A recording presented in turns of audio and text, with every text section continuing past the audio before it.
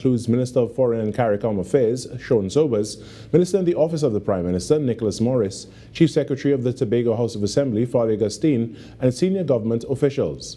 The Prime Minister is scheduled to deliver an address at the opening ceremony on February 24th at the Marriott Dome in Frigate Bay. On the margins of the meeting, Trinidad and Tobago will pursue bilateral talks aimed at strengthening economic cooperation, trade, security, and development. In more news, compensation is currently being considered for businesses impacted by the ongoing disruptions on the Seabridge caused by the cargo vessel Blue Wave Harmony. During a press conference on Sunday, Tobago House of Assembly Chief Secretary Fali Agustin announced that the Division of Finance has been tasked with conducting research to determine the economic impact on businesses. And that unit is being asked to ascertain the cost to business for this period between January 12th and present, with the downtime we have had with the vessels. What is that true cost? And so as to avoid speculation, and people just calling figures out, we need to know the true cost, and that will assist the Tobago House of Assembly in seeing what measures it needs to put in place to ensure that we keep our businesses afloat, given what they have experienced over the last couple weeks. Mr. Agustin noted that the THA itself has also been affected by the disruptions on the Seabridge. I met with the Stolly Park Enterprise Limited on Friday. I had a meeting with them on Friday, and they projected to me how they are not able to get sufficient bitumen on the island. They have them in Port of Spain, in Trinidad, but can't get them up because of the issue with the ferry. That was just on Friday. I am being advised that, if I go to the larger supermarkets on the island, the larger ones, it will look as though things are okay, the shelves look well. But if you go to the rural parlors and shops, then some goods are not filtering to them. He also indicated that he is scheduled to meet with the Tobago Division of the Trinidad and Tobago Chamber of Commerce. In some crime news now, officers of the Trinidad and Tobago Police Service have seized more than $6.3 million worth of cannabis during an intelligence-led operation in Gasparillo. Officers received information that a large shipment of narcotics had been imported from South America and was being stored at Reform Phase 4 residential development. During the operation, officers found 109 packets of cannabis weighing just over 57 kilograms with an estimated street value of TT $6.3 million. They also seized nearly 120,000 TT dollars in cash and 146 US dollars. No one was present at the apartments at the time of the searches, but police say investigations are continuing and arrests are expected. In some sport now, Trinidad and Tobago cyclist Nicholas Paul delivered on expectations, capturing his third medal of the Pan American Elite Track Cycling Championships in Santiago, Chile. The Gasparillo native won gold in the men's sprint final on day 4. Paul did it in the first 2 rides to defeat Colombia's Christian Ortega in Saturday's final, adding another gold from the Keirin event on Thursday. So Nicholas Paul has 2 golds, Tennille Campbell has 1 gold from the scratch event, Akil Campbell brought home the bronze medal in the scratch race, and the men's team sprint of Zion Pulido, Kwesi Brown and Nicholas Paul took bronze. 3 gold and 2 bronze medals for Team TTO at the Pan Am Elite Track Cycling Championships, which ended on Sunday in Santiago, Chile. And that's what's making the news this morning. But joining us right now is the host of Trinidad and Tobago Today, Virmala Balkaran. Good morning, Virmala. Good morning, Carrie. How are you this morning? Happy Monday. Happy Monday. Happy Monday to you. How did your weekend go? It was good. Just a lot of downtime this weekend. Really tried to get as much rest as possible. But then, Carrie, I went down the rabbit hole. I made the mistake of following the things on social media. Social media, that could trap you for hours, right? And I just, I followed many hours of content about this monkey Punch. I don't know if you've seen him on the internet. Everybody's seen Punch. And he has oh my God, look how cute. And he has a plushie. This is Punch, everyone. If you haven't seen Punch, this is him. And he has been bullied and also rejected by his mom. And then he has this plushie that he decided to latch on to. So, you know, the moral this morning is don't worry if you're being rejected. You will find your people and you are lovable. You are absolutely lovable. Look how cute that is, Carrie. Yeah, it is very cute. You know, his story is a little sad, you know, to begin with, but to see how people from the internet just rallied around him to show support. And, you know, in the same way, there may be somebody in our society as humans that may be outcast or on the fringes. And, you know, they may just need somebody to rally around them and give them the kind of support that they need as well. And he got this plushie, and also companies like IKEA decided to send him some more. So now he has his own plushies, and he's no longer being beaten up. And now everyone's going to see Punch. So that's a little something for you this morning. You know, it lifts the heart a little bit, because it started off a little bit sad, but you know, in the end, people came around him and lent support, and in the same way, it can translate into human life as well.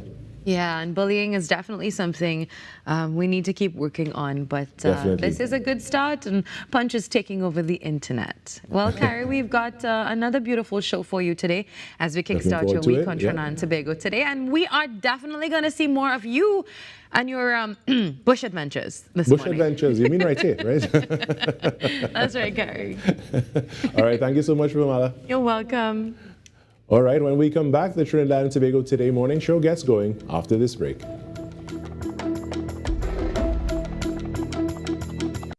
Your news, anytime, anywhere. TTT News brings you the facts that matter most, on air and online. TTT News, nightly at 7.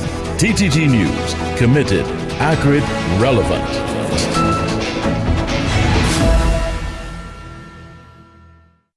I'm Renee Sion with another edition of Caribbean Week in Review.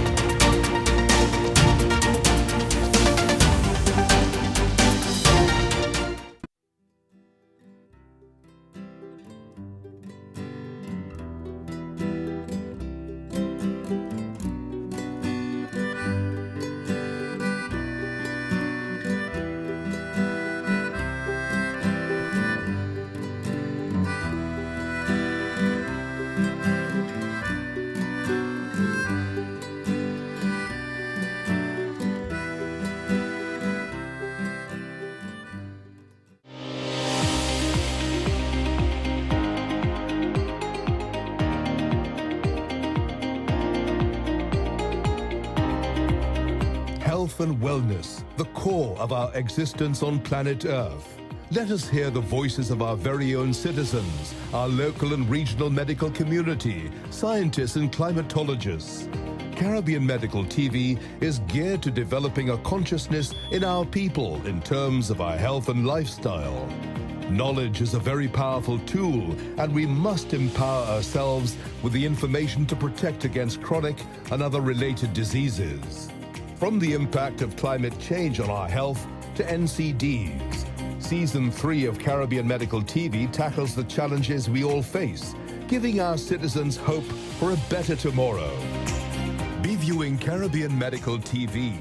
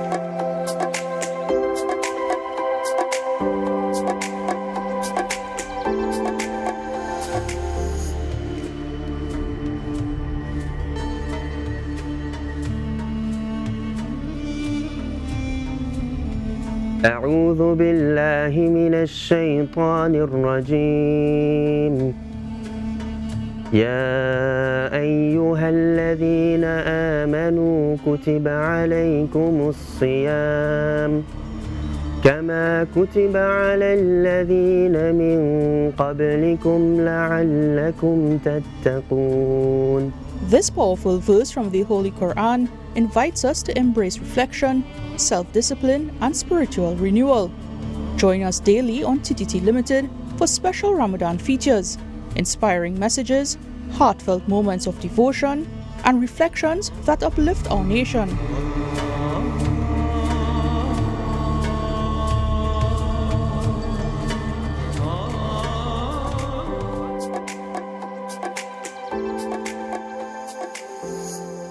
Monday, 23rd February 2026. The time now, it is 6:10 a.m. Good morning, Trinidad and Tobago and the world. I'm Virmala Balkaran, and welcome to Trinidad and Tobago Today. Well, let's take a look at what's trending this morning. Now, over the past few days, there were complaints from a few PNM-run corporations about delays in salary releases. However, the Minister of Rural Development and Local Government, Khadija Amin, said only one corporation, that's the San Juan Laventil Regional Corporation, experienced a late check. So she says the matter was brought to her attention and was resolved the same day through the intervention at the level of the Permanent Secretary. The government's position? Well, this was not widespread and it was addressed promptly. And of course, that's a story we're following closely, and we'll bring you more via TTT Live online a little later on.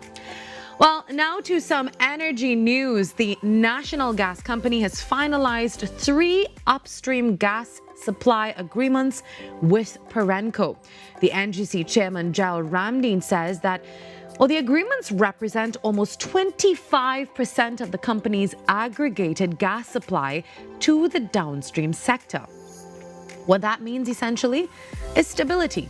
It allows NGC to now present downstream customers, including manufacturers like Atlantic LNG, TNTech, even Point Lisas Industries, with clearer price, volume, and of course, term arrangements. Now, you may remember that earlier this year, gas prices for light industrial customers were adjusted from just around $3 to about $5.30 per MMBTU. And that decision sparked concerns from sections of the manufacturing sector.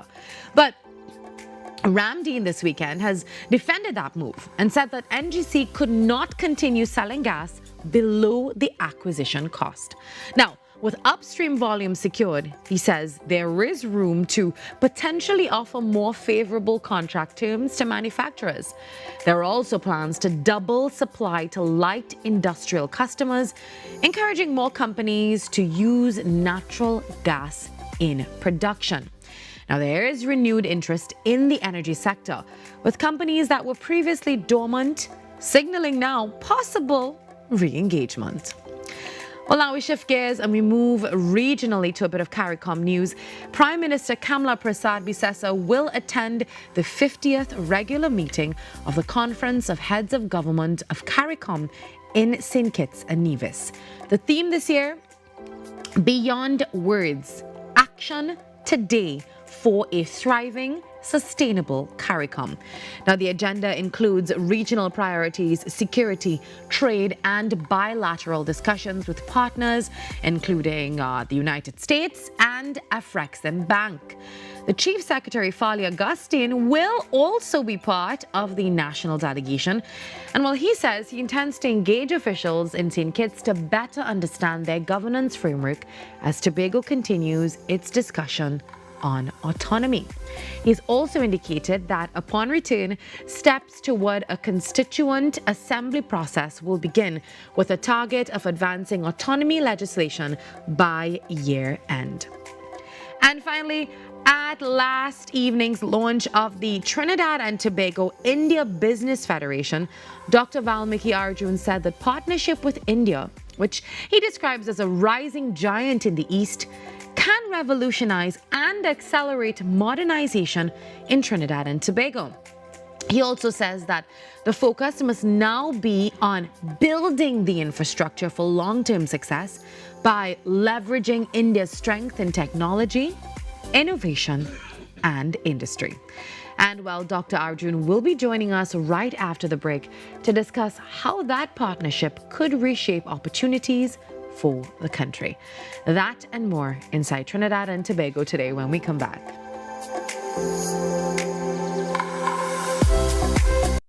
Talk City 91.1. Thought-provoking conversations, bold perspectives, voices you trust. Talk City 91.1 is launching bigger, bolder, and more powerful than ever before.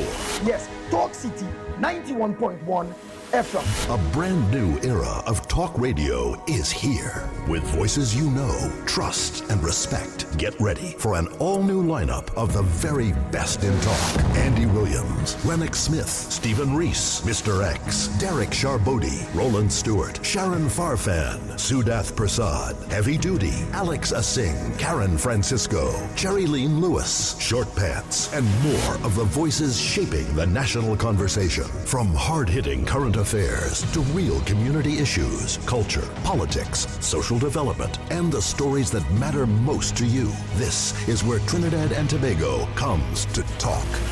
So I'll get right to on Talk City 91.1, where we're going to give you something new, something hot every day, Monday to Friday. Listen on 91.1 FM and connect on Facebook, YouTube, and TikTok. New shows, new features, big giveaways. Talk City 91.1. Your city, your voice. You are dearer to me than all the stars. So many wish but never reach. 'Cause when I'm falling and all the world seems dark, you help me find my peace. Oh, shun mi ba fishani. Oh, shun mi ba oh, shun mi ba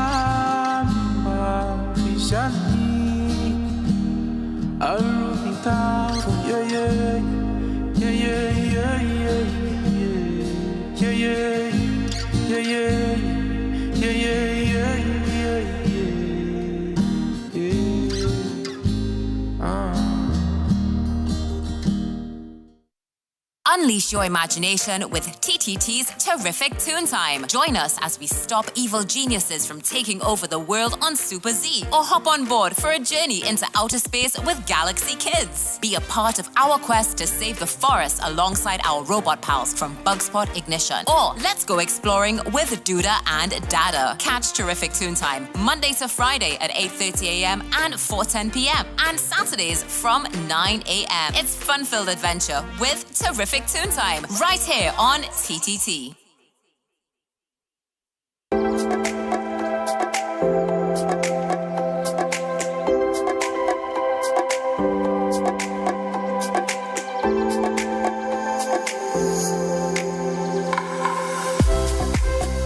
Well, as I mentioned earlier, Sunday evening, that's last evening, marked a significant milestone in international business relations with the official launch of the Trinidad and Tobago India Business Federation.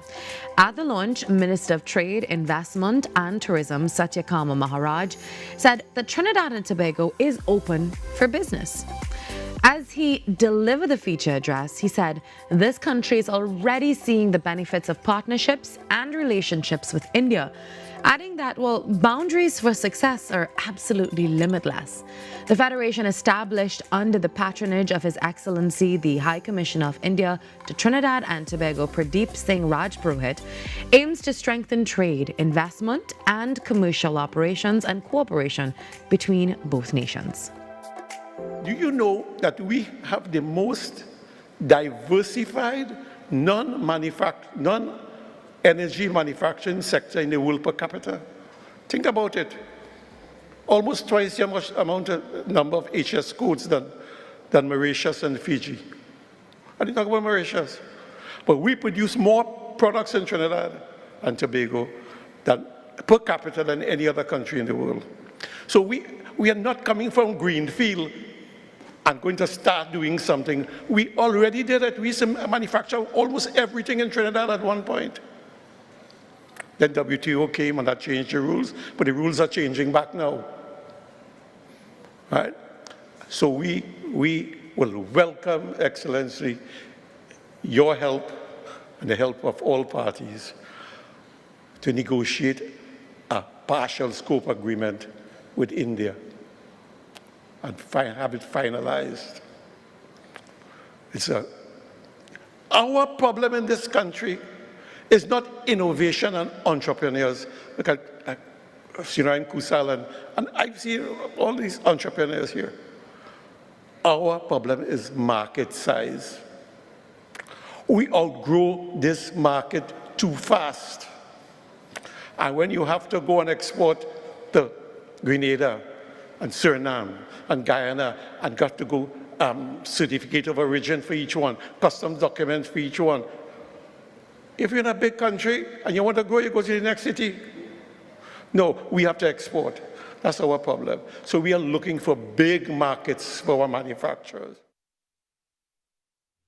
Well, joining us this morning to expand on the vision and strategic direction of the Federation is Dr. Valmiki Arjoon, President of the Trinidad and Tobago India Business Federation. Good morning, Valmiki, and welcome. You're no stranger to this show. Good morning, Virmala. Thank you very much for the invitation to come on this morning. And good morning to all the viewers in Trinidad and Tobago. Well, I know that last evening's event would have run a little bit late, so we're grateful that you are up bright and early to join us this morning. Absolutely. All right, so first things first, Valmiki, what inspired the formation of the TNT India Business Federation?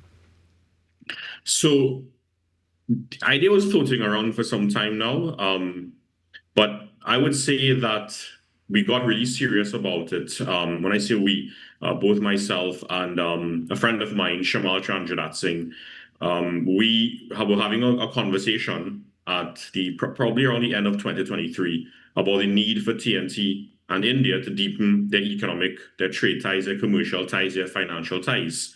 I mean, when you look at India's economic trajectory so far, and I've spent quite some time doing exactly that, you'd realize that this is not just a country that's growing, right? Of course, it has among the top 10 economies right now internationally. It has the fastest growth rate right now.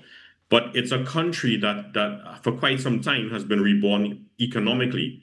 They went from being near bankrupt in 1991 to now they're practically the world's fourth largest economy and soon to be the world's third largest economy. So their transformation is nothing short of extraordinary, but yet still, Trinidad and Tobago, despite having very deep historical, cultural ties with India, deep heritage with respect to India, our commercial relationship is still very much underdeveloped. I mean, nearly half of our population traces its ancestry back to India, but we haven't converted that into serious economic partnership.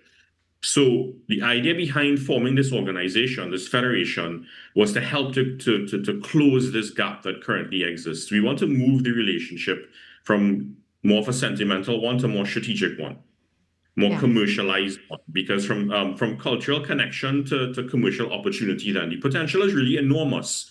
I mean, there's a lot of opportunities that we can capture in energy, pharmaceuticals, technology, agro-processing.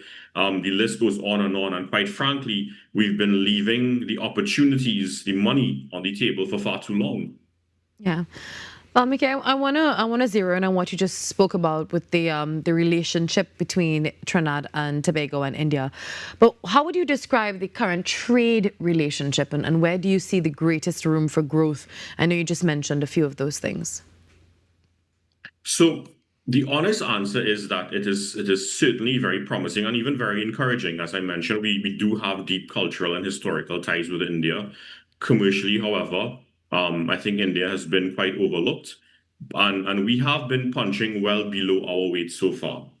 The bilateral trade between TNT and India, the last recent data we have, annual data that is in 2024, we would have imported about 109 million US worth of goods from India, and we would have exported about 260 US dollars worth of goods to India. So we do have a trade surplus with them. But just to put this into context, India is nearly a $5 trillion economy. So this level of trade, 260 million in exports, 109 million in imports, that's a total of 369 million. That's a rounding error. It tells you that the potential, where there is enormous potential, but given that is only 369 million in total compared to a $5 trillion economy, the potential has been largely untapped. So our exports to India so far is still quite dominated by the energy products, right? Naturally, because we're an energy-based economy primarily, right? Petroleum, iron, and steel, etc. But where do we see the greatest opportunities? And I'd like to really highlight 4 areas, right? First, I will stick to energy, the energy sector itself, but in a more sophisticated way, right? We've already committed to restarting the Guaracara refinery, and there is a natural role for the Indian state energy companies here. So, for example, companies like in the Indian Oil Company, ONGC Videsh, they have refinery management experience that they can utilize, or we can utilize, to partner with local entities here to get the refinery kick-started again, because they could bring in the capital, the operational expertise, etc., the technical expertise to get it restarted and operational for some time. And very importantly, quite critically, they have the appetite for international energy investments. I mean, when you look at the ONGC as the oil and natural gas company in India, ONGC Videsh, a subsidiary of them, they alone hold about interests in 32 oil and gas assets around 15 countries globally. So there's no reason that Trinidad and Tobago should not be one of them. Now, beyond the refinery, I think it will be quite beneficial for us if Indian companies show up and are invited to participate in our upstream bid rounds.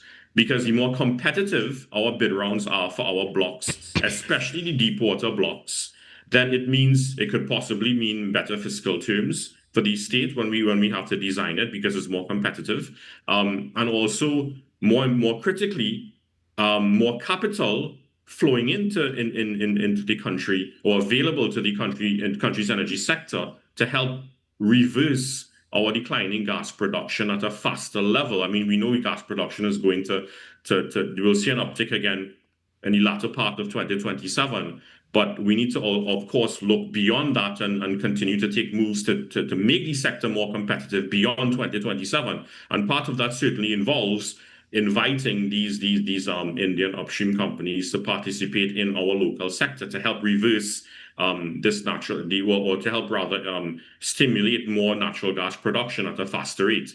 The key is that we attract these players and negotiate from a position of strength. The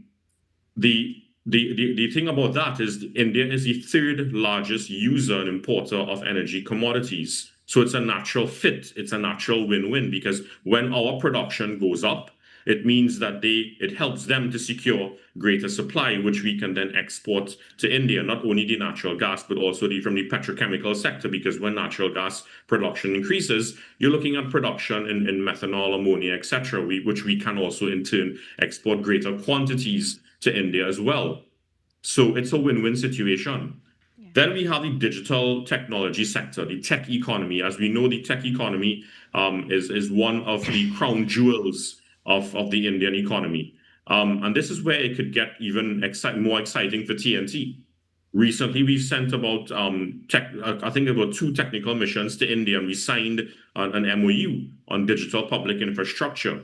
When you look at some of the accomplishments of the Indian tech sector, like the UPI payments. Their UPI payment system processes over about 13 billion transactions per month. I think last year they would have processed over 130 billion transactions internationally. Their digital public infrastructure known as India Stack, the Aadhaar Stack, which is in my view, one of the envies of the developing world, where one of the things it facilitates is that all your important documents, like your ID card, your driver's license, your birth certificate, etc., can be digitally stored in one digital platform that you can access from your phone, your tablet, etc. All your important documents. So when you go to open a bank account, you don't have to walk with a lot of these documents physically. When you go to renew your driver's license or apply for anything, you don't have to walk with these documents physically. They have this digital infrastructure that allows you to store it digitally,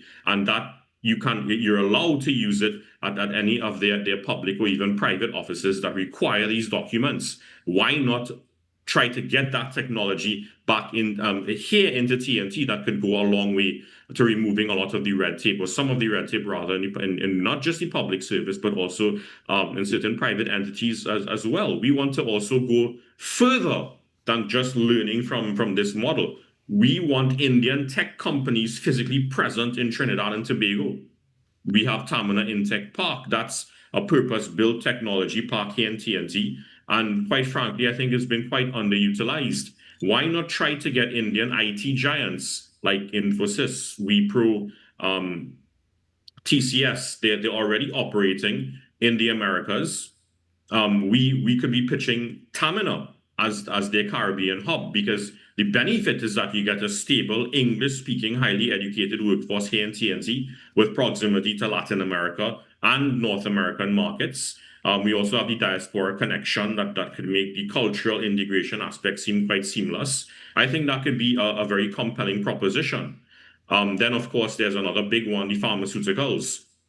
Having greater access to Indian high-quality pharmaceuticals could slash our healthcare costs quite significantly. I mean, that $100 cancer pill that is manufactured by Big Pharma, they're Indian companies that are manufacturing the same item, but in a generic form, but the same quality for about $5 per pill. So you can imagine what that could do for the cost structure of our healthcare service here in TNT.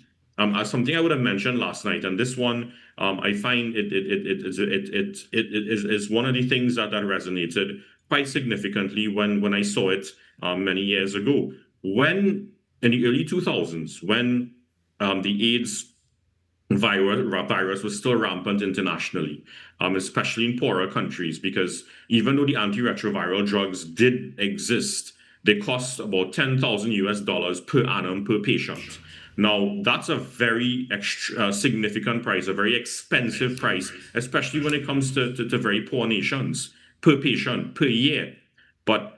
And of course, because they can't afford it, millions of people were dying. But then India helped to turn this around when they started to manufacture the same drugs for under $1 per day.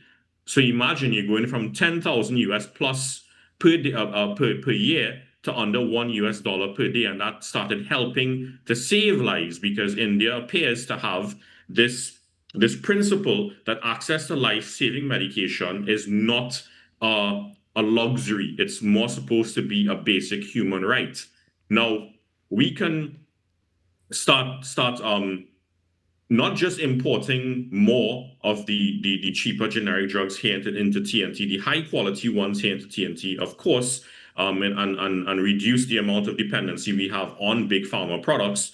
At this point in time, we're already importing about 14 million worth of Indian pharmaceuticals into TNT. But I think a bigger play is making TNT a distribution hub for the Indian generic drugs across the Caribbean and Latin America, where we can import or they bring in the active pharmaceutical ingredients, and then we create the generic drug overall, and then export it to the wider Caribbean and Latin America. I mean, India also produces over 60% of the world's vaccines, so we should be leveraging our relationships with them and deepening our relationships with them far more aggressively, so that we can become, one of the benefits is that we can become a distribution hub for Indian medication across the Americas as well. And there are other things we can look at, agro-processing. We have niche offerings, cocoa, pepper products, specialty beverages, etc. We've seen Carib deepening their footprints in India already. We definitely can find a ready market among their growing middle class of almost 3 million to 400 million consumers. And I think there's a lot more scope to court these consumers. So our job going forward as we build this organization is to help convert these possibilities into actual deals. Yeah. Valmiki, I want to come down to the Federation itself at this point. What role would the Federation play in facilitating all of this that you just spoke about? Okay, so the TTIBF, first of all, I want to make it clear that we're not just about the press releases. We're not about the little business mixers every here and there. We're not a social club. This is not what we're building here. Right? I just wanted to put that out there. This federation is supposed to operate as a serious commercial infrastructure. All right. And what does that mean in practice? First of all, one of our main mandates is to help build or make connections then between the local business community here and professionals that may have an interest in doing business with India or trying to get some kind of a commercial or trade opportunity with India, right? Part of that involves, for example, as we go forward at some point in time, helping to organize certain things like trade missions.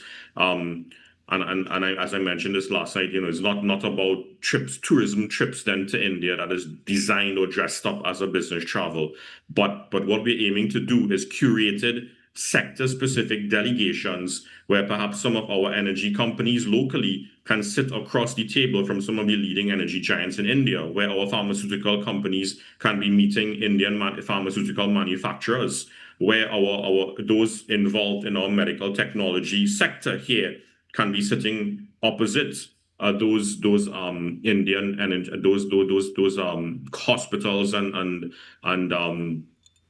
manufacturers of certain energy technology, medical equipment in India. Hospital getting a deeper connection with major medical players like Apollo, for example. Where our tech entrepreneurs could be walking into the floors of Bangalore and Hyderabad, into their tech corridors, where some of our university students in time can secure some kind of an internship or even jobs in the tech corridors of India, right? Two-way missions, of course, where there are Indian companies coming here into TNT and we get involved to help facilitate them. So Indians coming here and our people going there as well. We also want to establish certain working committees, which will be dedicated groups that are focused on the energy sector, the pharmaceutical sector, technology, agro-processing, and manufacturing in general. And these committees are supposed to be meeting regularly. They will track opportunities and, of course, hold both sides accountable for progress, right? Because we wanted to convert this interest, this not just into a conversation, but into some kind of a tangible output where we can identify proper opportunities for our businesses, our private sector in TNT with respect to India. And of course, thirdly, we will function as a market intelligence hub, as all business chambers tend to do with respect to India, because one of the biggest barriers to doing business across borders is simply not knowing who the right counterpart is, not knowing the right regulatory environment, not knowing the proper cultural protocols, for example, and we will help to bridge that gap. For example, providing practical intelligence reports, market research reports, even as simple reports as to certain how the economies of certain states in India are currently performing at that point in time. Part of that involves establishing deepening our ties or relationships with major chambers of commerce in India, like FICCI.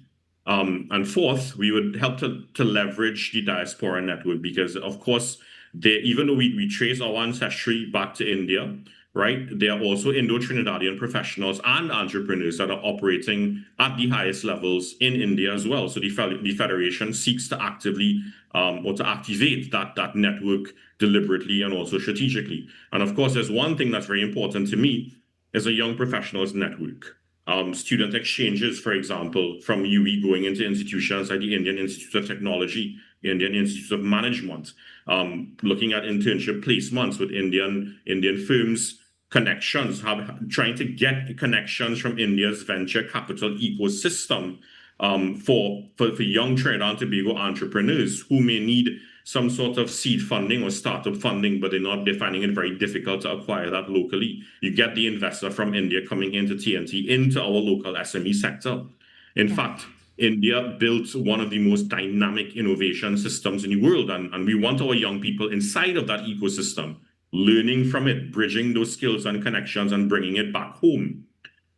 Because I think if this federation is only designed to serve the business community of today, then we're missing the point entirely. I think one of the real victories is when a 20-year-old in TNT could look at India, not just see where their grandparents or their ancestors came from, but also where their future could go in one form of opportunity or another.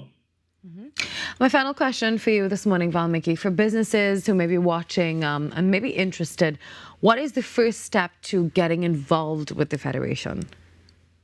So the first thing that I wanted to mention is that this is not just for large corporations, or it's for businesses of every size, every type, professionals, entrepreneurs, consultants, anyone who sees India as an opportunity and want to structure a way to pursue it, no matter how big or small that opportunity is. So whether you're a manufacturer looking for an Indian distribution partner or some kind of a partner to acquire raw materials or machinery from, whether you're a young professional interested in an internship or work placement, or simply someone who wants to understand what the Indian market can offer, then this federation is for you. So the first step is simple. We have a website, www.ttibf, that's ttibf.com, and you can sign up there to become a member and also register your interest. Let us know. Tell us what sector you're in, what sector you might be interested in getting into, what you're looking to achieve, because that information itself is going to be very invaluable to us as we build our programs and structure our work around the actual needs of our membership. Of course, like I mentioned, we'll be organizing trade missions, establishing the working sector committee so that we can establish connections with the right people in both countries, get them talking to each other in a structured and in a purposeful way. And of course, actively connecting our members with Indian business counterparts who are looking for exactly the kind of partners that we have right here in Trinidad and Tobago. And I also want to say this directly to the young professionals that are watching, don't think that this doesn't apply to you. If you have a skill, an idea, or simply the ambition to build something, then the TTIBF certainly wants to hear from you. We, as someone indicated to me last night, one of the other speakers last night, that we do extensive business with China, but one of the reasons that people give for not doing more business with India is that they say it's too far, that the freight costs will be too high, etc. But we do a lot of business with China, another neighboring Asian economy to India. So India is not a distant market, really and truly, if you think about it. So it's not a distant market for someone else to explore, right? I think it's an opportunity that belongs to every single Trinidad and Tobago national who's bold enough to reach for it. Yeah. All right. Thank you so much, Dr. Valmiki Arjoon, for joining us this morning. The Trinidad and Tobago India Business Federation. You said that website again. It's ttibf.com, right? Certainly, yes. Yes. All right. Thank you so much. And we'll talk to you soon. Thank you very much for having me. All right, no problem. Have a great morning. All the time now, 15 minutes before 7 o'clock on Trinidad and Tobago Today. Remember that website. If you want more information about the Trinidad and Tobago India Business Federation, that is ttibf.com. When we come back, the show continues.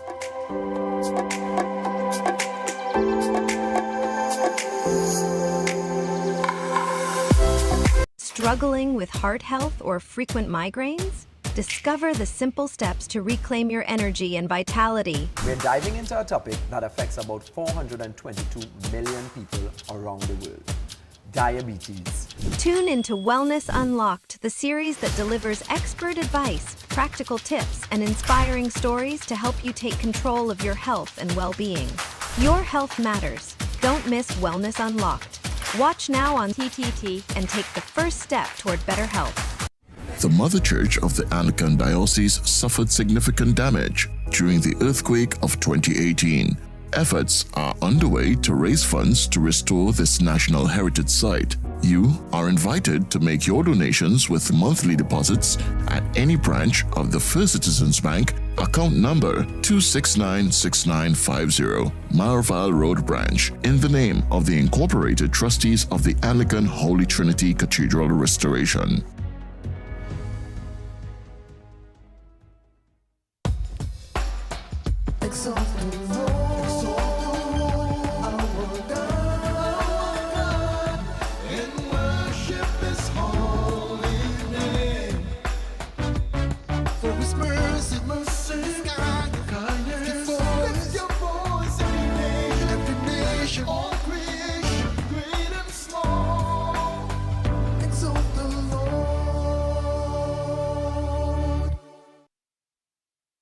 I am your mother, aunt, grandmother, guardian, friend, and I promise to protect you in all situations because someone has hurt you, violated you, harmed you, abused you, and you were brave enough to tell me. You trusted me. You came to me for help, to defend, for support, to protect you. No amount of money or bribes, favors, or gifts will stop me. You are most important to me. You are worth more to me than any material thing. I will do all in my power, in my heart, to make sure that you are taken care of and that justice is served and you thrive. Together, my daughter, my son, my child, we will live and love. I will protect you. Break the silence. Report all cases of child sexual abuse. Your world moves fast, so do we. TTT News brings you the people, events, and issues that matter most. Stay informed, stay ahead. TTT News, every night at 7. TTT News, committed, accurate, relevant.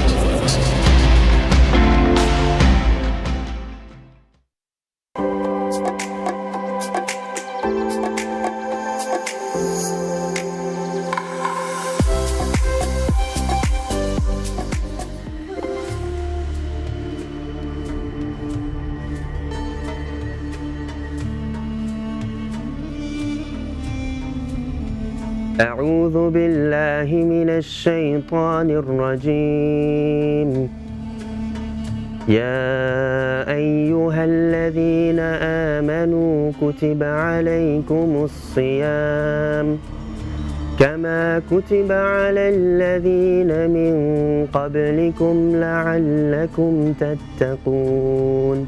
This powerful verse from the Holy Quran invites us to embrace reflection, self-discipline, and spiritual renewal. Join us daily on TTT Limited for special Ramadan features, inspiring messages, heartfelt moments of devotion, and reflections that uplift our nation.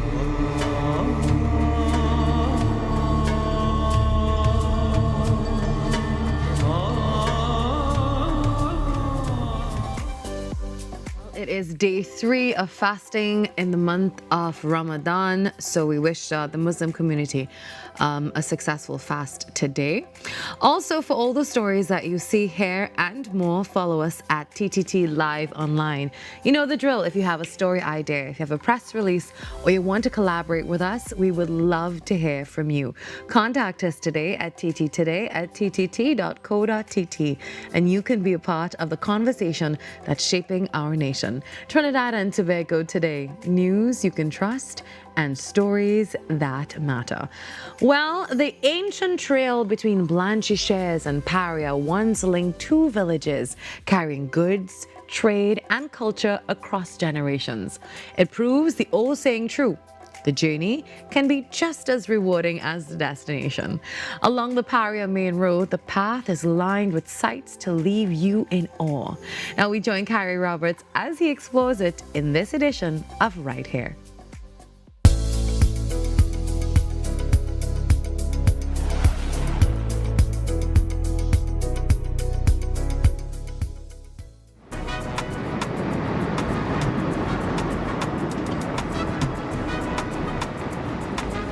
Today we're looking for a little slice of paradise. We are starting here at the Blanchisseuse Spring Bridge and making our way toward the Paria main road.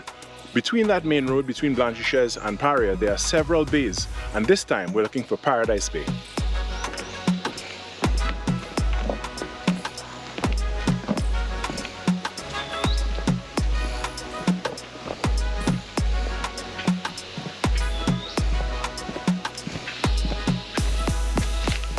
The road here has seen better days, and without an off-road ride, your best bet is to take it on foot.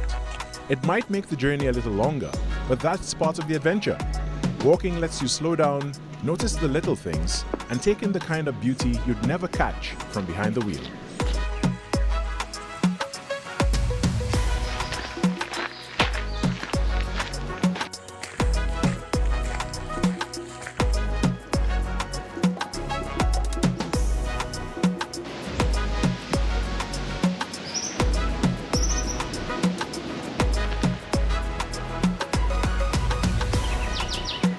The forest canopy slowly lifts, trading its cool green shadows for open skies and a fresh shimmer of blue on the horizon.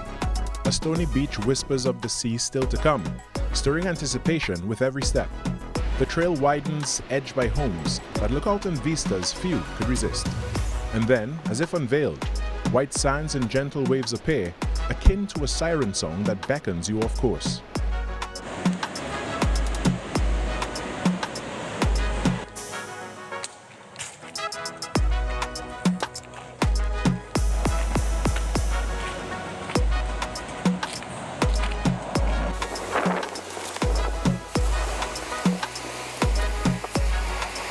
The detour leads to T Del Mar, a hidden beach that rewards the extra effort with quiet beauty. Yet paradise still lies ahead, so the journey continues. Back on the trail, the rhythm returns. Gentle climbs, easy descents, and the same serene embrace of nature.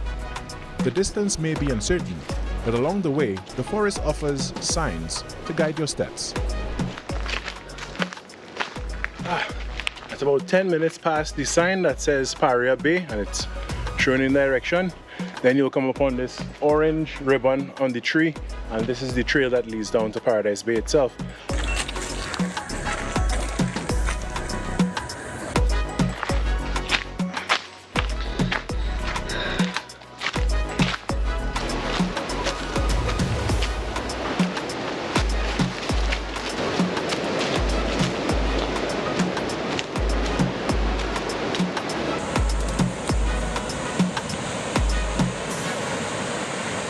An hour beyond the Spring Bridge, paradise at last reveals itself. A sweeping bay, its white sand sloping gently to the sea, framed by rocks and shaded by trees. The beauty here stills the tongue, yet the gaze is drawn further, to a distant shape on the far end of the beach, stirring curiosity and calling for discovery.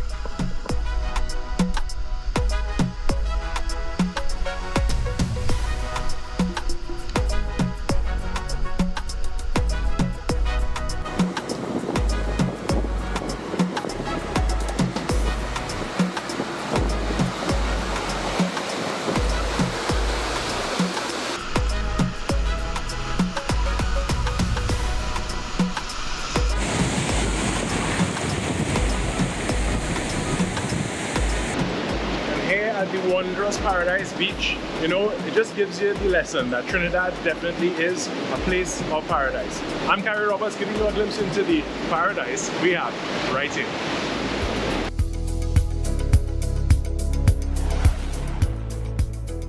I'm always going to ask, where in the world is Cari today?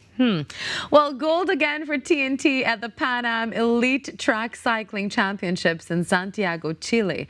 And who else could it be than the most dominant sprinter in the West, Nicholas Paul?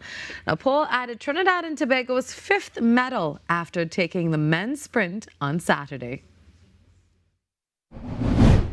6 straight Pan Am Sprint goals. Trinidad and Tobago cyclist Nicholas Paul delivered on expectations, capturing his 3rd medal of the Pan American Elite Track Cycling Championships in Santiago, Chile.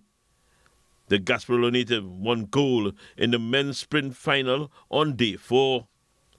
Paul did it in the first two rides to defeat Colombia's Christian Ortega in Saturday's final, adding another goal from the Karen event on Thursday. Jesse and Phillip missed out on bronze after forcing a deciding third ride against Canadian Nick Wams. So Nicholas Paul has 2 goals. Tennille Campbell has 1 goal from the scratch event. Akil Campbell brought home the bronze medal in the scratch race. And the men's sprint team of Zion Pulido, Quincy Brown and Nicholas Paul took bronze. 3 gold and 2 bronze medals for Team TTO at the Pan Am Elite Track Cycling Championships that ends today, Sunday, in Santiago, Chile. Impressive. Wayne Cunningham, TTT Sport. Just about 4 minutes before 7 o'clock. Time's really flying this morning. If you were entering the capital, just be aware it is a little bit foggy, especially along the Beetham Highway. Seems like there might be a little bit of rain. Also, Saharan dust. It is heavy today, so please take your meds for that. Well, we've got Kari coming up with the major network news in a short bit.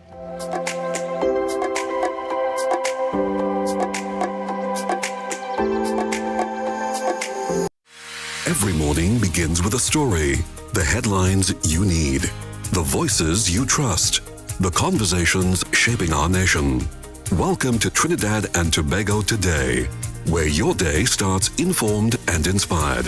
News that matters to you, conversations that spark new ideas, stories that move Trinidad and Tobago forward. Tune in weekdays, Monday to Friday at 6 a.m. or join the conversation on any smart device at TNT Today Show. Trinidad and Tobago Today. Start here, exclusively on TTT.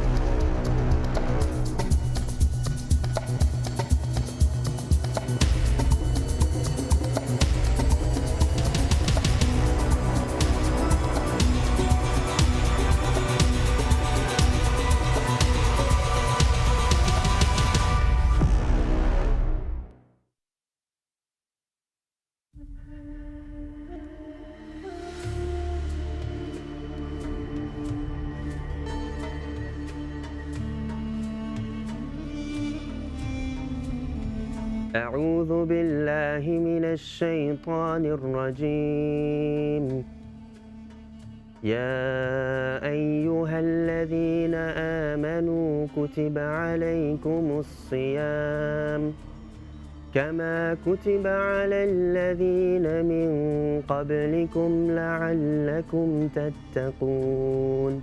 This powerful verse from the Holy Quran invites us to embrace reflection, self-discipline, and spiritual renewal. Join us daily on TTT Limited for special Ramadan features, inspiring messages, heartfelt moments of devotion, and reflections that uplift our nation.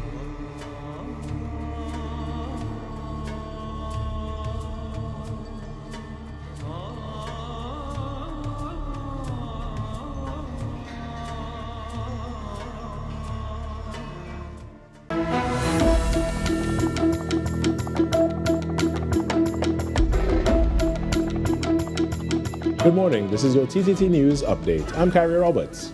Making the news at this time. Tobago House of Assembly Chief Secretary Fale Agustin says he recognizes the concern being felt across the island as issues persist with the cargo vessel Blue Wave Harmony. Addressing a media briefing on Sunday, Mr. Agustin acknowledged the frustration of residents and businesses affected by the ongoing challenges. The Cabo Star went out of commission here on January the 12th. And about a week and a half or 2 weeks later, we had the Blue Wave Harmony here. I asked for patience because the Blue Wave Harmony came, and there were some accidents and incidents here in Tobago with the ramp, accident along the jetty on the side of the Blue Wave Harmony. And rightfully, Tobago, your patience is running out. And that is understandable. It's understandable that people's patience and anxieties are being worked up. Mr. Augustine reflected on the events of 2017, noting that this is not the first time difficulties have emerged during the transition to a new cargo vessel. However, he noted a positive development, confirming that the Blue Wave Harmony docked at the port of Scarborough on Sunday without incident. 170 vehicles came up today. That's 170 other vehicles, 24 trucks, 8 vans, 4 cars, 12 containers, 20 feet in length each, 1 flatbed of 20 feet in length, and 6 flatbeds 40 feet in length. But it will continue to carry these kinds of vessels throughout the week to ensure that we get the goods to the island. The THA Chief Secretary said the Assembly is holding the government to the information outlined in a release from the Port Authority, which indicated that the Blue Wave Harmony will be fully operationalized from March 1st. In other news, high praise is being extended to the Chaguanas Carnival Committee for the successful staging of this year's Carnival celebrations, with stakeholders describing the season as one of the best in recent memory. Organizers and participants alike have commended the coordination, energy, and overall execution of the events, noting strong public and vibrant festivities throughout. Leader of Eye Candy Juve, Kavir Narayan Singh, expressed gratitude for the return of the stage component, saying it added to the overall experience and helped elevate celebrations for masqueraders and patrons alike. After 8 whole years, we were able to acquire a stage thanks to the Chaguanas Carnival Committee in putting that together and just ensuring that all masqueraders and all bands had that stage, literally had that stage to jump on. So, in terms of the carnival itself, it was one of the safest carnivals and one of the best experiences, I think, all around. Eye Candy Juve secured its consecutive win in the large band category this year with its presentation, Jab, the Spirits of Juve. The first title, Eye Candy never really ventured into traditional themes, right? So for those that know the brand, for 12 years, we actually would have stayed to fantasy-like themes. But as of 2026, this year in particular, we decided, you know what, unorthodox is always good. And we decided to come with the theme Jab, the Spirit of Juvie. And our presentation definitely was true to form. And it was very precise at the main stage for the judges. The band also walked away with the King of Juve title this year. Speaking to TTT News, its king, Keon Eccles, told us it was his first experience in Chaguanas and he was happy to showcase his talent there. Eccles said he will be defending his title in 2027. And now on to some sports. The West Indies women surrendered the 3-match one-day international series versus Sri Lanka after losing the second game in succession at the National Cricket Stadium in St. George's, Grenada on Sunday. Windies captain Hayley Matthews won the toss and elected to field first. Sri Lanka then went on to score 208 all-out in 47.1 overs, with spinner Karishma Ramarak being the pick of the bowlers, taking 3 wickets at the cost of 26 runs in 9.1 overs. Vishmi Gunaratne top-scored for the visitors with 58. Despite losing wickets at crucial stages, the home team was in the hunt, but top scorer Janila Glasgow with 50 was left with too much to do with the help of tail-enders Afi Fletcher and Ramarak.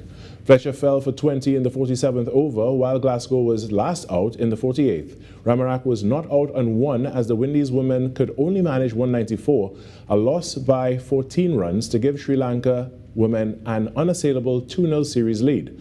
The final ODI is on Wednesday at the same venue. And that was your TTT News Update. I'm Carrie Roberts. After the break, we return to Trinidad and Tobago Today. Talk City 91.1.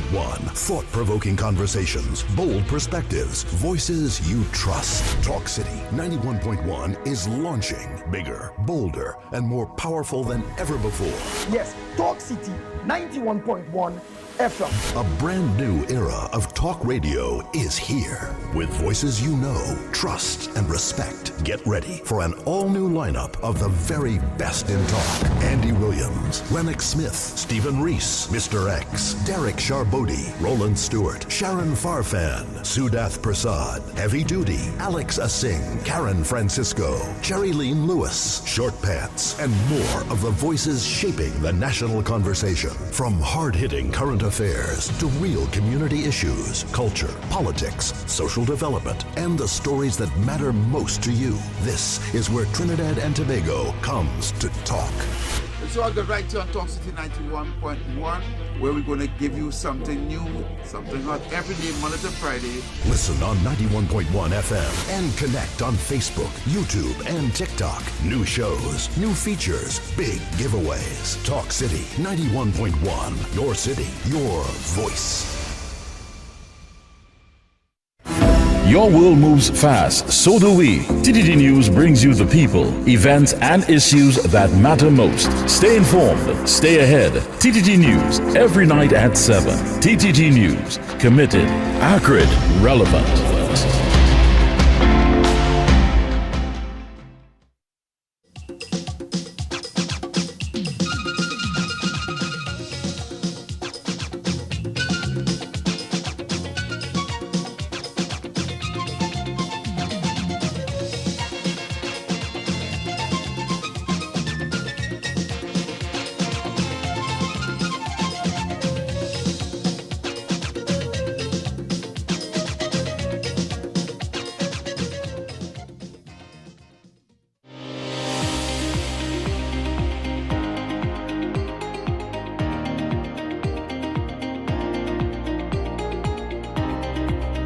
Health and wellness, the core of our existence on planet Earth. Let us hear the voices of our very own citizens, our local and regional medical community, scientists and climatologists. Caribbean Medical TV is geared to developing a consciousness in our people in terms of our health and lifestyle. Knowledge is a very powerful tool, and we must empower ourselves with the information to protect against chronic and other related diseases. From the impact of climate change on our health to NCDs, Season 3 of Caribbean Medical TV tackles the challenges we all face, giving our citizens hope for a better tomorrow.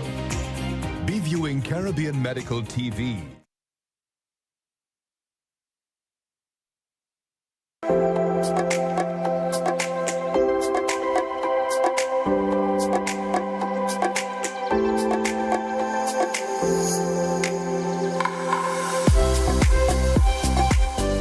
For all the stories that you see here and more, check us out live at TTT Live Online. If you have a story idea, a press release, or you want to collaborate with us, we'd love to hear from you. So you can contact us today at tttoday@ttt.co.tt and be part of the conversation that's shaping our nation. Well, are you a Pokemon lover? I have lots and lots of stories about catching Pokemon all over Trinidad and Tobago. Maybe I'll tell you about that a little later. But for all the Pokemon lovers out there, the 30th anniversary of Pokemon, that makes me feel so old. But that's coming up.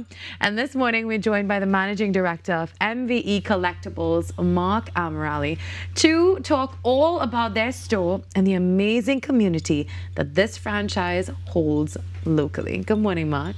Hi, good morning. Nice to be here. 30 years of Pokemon. Yes, it's been a while. Yeah, I think it's that's aging me this morning. So, Yeah. I mean, I need to accept that. But, you know, what inspired you to open such a unique store in Trinidad and Tobago? Were you always a Pokemon lover? I've always had a love for like that kind of genre. Okay. You know, collecting, those things. Comic books I actually started with. But then it quickly went into Pokemon. It was Yeah. really something that was really captivating to me. And I was like, let's do this. Okay. And anyone was collecting around that time, or it was just you? A couple of my friends were, yeah. Okay. Yeah. And what about Yu-Gi-Oh and all of those? You were into those as well? I think I probably started off with Yu-Gi-Oh! To a certain extent. Yeah. But I quickly kind of migrated to Pokemon. I still do collect most of those things, but yeah. Yeah. Now, how has the reception from the public been towards this, I would say, a niche entertainment genre? Well, it definitely was a slow pickup, years ago, but because this is our 16th year. And it's now very, very much expanded. We probably have so many different people coming into it every week, every month. We have new people. Yeah. What about the ages of the collectors? I'd say they range anywhere from 5 or younger, maybe even, to 50. 5 or younger. What do they know about They just love how it looks. They love. Okay. Yeah. Well, that's one way to get it. We have some 50-year-olds, 60-year-olds, that collect. So yeah, it's all ages. It's one of the few places you can see a 5-year-old or a 10-year-old speaking to a 40-year-old about the same exact thing. Yeah. I actually really love that. It just bridges that gap. Yeah. What about the local community? How big is it? Right now, probably thousands of people. I can see there's a lot of people interested in it right now. Yeah, and it's continually growing for all the different TCGs. I didn't realize that. Yeah. So we have like clubs or anything here? Yeah, we have some groups, a lot of groups. We have a lot of we really divided into leagues. So we have a Pokémon league. We have different leagues for different TCGs. And then we have the collecting community, playing community. So yeah. So they play as well? Yeah. It's very competitive. How exactly do they play this? Well, they build their deck, depending which Pokemon or which theme they want to go with. Right. And then they play with that against. And we're an official store for them, so we have a league for that as well. Oh, so you host the league also. Yeah. Can you tell me about that league that you host? Yeah, so it's official for the Pokemon company. For the Pokemon company. So we have approximately 50 plus players that are usually registered for play. And we have quarterly as well as monthly tournaments. And they awarded points towards a bigger goal of going to World Championships someday. Oh, wow, that is so interesting. Yeah. Do you play? Have you played? Yeah, I play all TCGs that we sell. That we carry probably over 6-7 different TCGs. And I play everything. Wow, so what is your greatest accomplishment as the MV owner so far and this very niche market? I think it's trying to create a community. It's building a community from back in the days, when we barely had anything, to just being able to build a community and have these great people coming in, all from all walks of life coming in and enjoying, what we do. Yeah. I think that's the most important thing, community. Community. Yeah. And it gives people something to get to. It's clean, healthy fun as well. Yeah, it is, yeah. Are there any special events that's coming up? And then we spoke about the league. What else is coming up for MV? So we have, as you said earlier, 30th anniversary, which happens on the 28th of February. Really 27th. But we have a celebration that's happening on both days. A big celebration for it on the 28th at our store. Okay. Yeah. All right. And where can people get more information about that? Instagram. We're on Instagram. We're on Facebook. We're on TikTok. Yeah. So what would you say? I mean, we live in a world of social media where everyone wants to pick up a phone and do something. I mean, I used to play the Pokemon. I still have the app, chasing Pokemon over Trinidad and Tobago. But the cards, they present a different side of it, and it's more physical and gives you something to do. What would you say to the ones who may be unsure, like, hey, should I start collecting this? Is this a hobby I really want to start? What would you say to them? I say give it a try. I mean, at the end of the day, you're not going to be able to lose anything. Right. And how do you start? I think the easiest thing is to figure out how you want to approach the hobby. Okay. If you want to collect, if you want to play, and that's going to make it easier for you to figure out, okay, what do I buy? How do I get involved in this? And if you want to play, obviously you buy a deck. Okay. We have decks. We can also help and teach people how to play.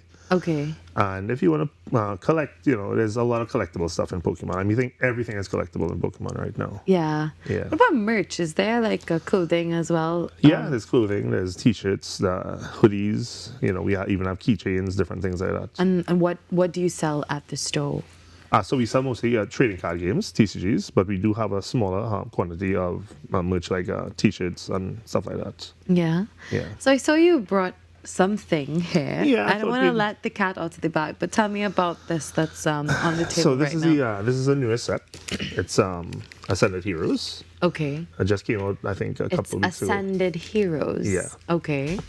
And these are the latest ones. Yes. So yeah. Can you raise that for us to see just a little bit?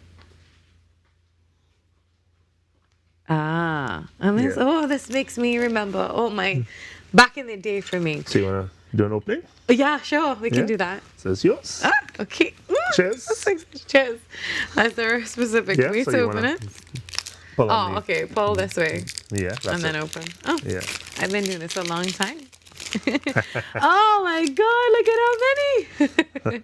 So this is a deck. This is it's actually a booster pack. So a booster pack. 10 cards. Y'all can't talk to me after this. I am in the game. So you can just look at, pull them through. And Oh my goodness, look at them. So cute. Oh, Meowth used to be my favorite. Yeah. Just Team Rocket. Team Rockets. Ooh, I'm seeing new Pokemons that I haven't seen before. This set has a lot of new stuff. Wait, did we get new Pokemons in Pokemon? It's about 1,000 plus right now. What? Yeah. See, I can't It's keep no up. longer 151. Back in my day, it was Jigglypuff and the one that squirted the water. Yeah. Remember? Squirtle. Yeah, that's Oh, you the got a name. nice one there. Oh, I love one, yeah. this. Okay, Yeah. so do I have a good... Yeah, so you have this one here. Take a look at this. Yeah. As I said, y'all can't talk to me today. Yeah. Oh, this one is my favorite. Let me show that my favorite. Where is it? That one. And there's Raichu. Yeah. So you have all the stats on it as well. Yes. So you have how strong they are and what they do. Right, and that those moves will indicate how you play them. I have a really cool one. By the way, this is Raichu, which is Yeah. an evolution of Pikachu, isn't it? Yes, it is. So I love this. Okay, and now when you collect all of these, these are collectibles. Correct, yeah. So you can make a deck with them. You can use them in your binder, make a collection. You know. Can we talk about like market value of this years later? I'm talking about when I have grandkids, then I can tell them, say, hey, this is worth a lot of money. Yeah. It's going to be, and it keeps, Keeps appreciating in value. Yeah. Wow. Yeah. And I probably have some from back in the day. I mean, you have like basic Charizards at 50,000 US plus. You know. What? It's a lot. Yeah. It is a big market. Huge. Yeah. All right, wow. Okay, so it's 30 years of Pokemon. Yes. And you are celebrating at MVE. So once again, tell us about the celebration. Tell us about what you've been doing before we wrap up. Yeah, so we're really trying to, as I said before, create a community. So we're really trying to balance it between playing and collecting. So we try to have events specifically for each. So we have it's called a trade event happening, which is also on the 28th, where people can come. 20th of this month. Yes. Okay, so that's just a few days away, 5 days away. Yeah. They can come trade. We give prizes for the best trade. We have games. We have Pokemon Bingo. We have a lot of different things happening, and it's all day event from 10 a.m. From 10 a.m. And where is this? Mid-Center Mall in Chaguanas, upper floor. Upper floor. Wow. And how long have you been in Mid-Center Mall? Would have been since 2016, and before that somewhere else since 2010. Wow. So 10 years at Mid-Center Mall and even before that. So you've been doing this for quite a while. Yes. All right. Well, any closing words to, as I said, anyone wanting to start collecting? Anything you want to tell the younger generation? Maybe that this is really cool, and we've been doing this for a long time, and they should get into it. I think there's a Pokemon for everyone. Okay. What's your Pokemon? So I love Tyranitar. Yeah, that would have been our third gen, I think. Yeah. Yeah. I think I'll always be like a Jigglypuff. Oh, that's one of the favorites as well. I will always be. Yeah. I think if you give me a mic, I will probably put people to sleep. So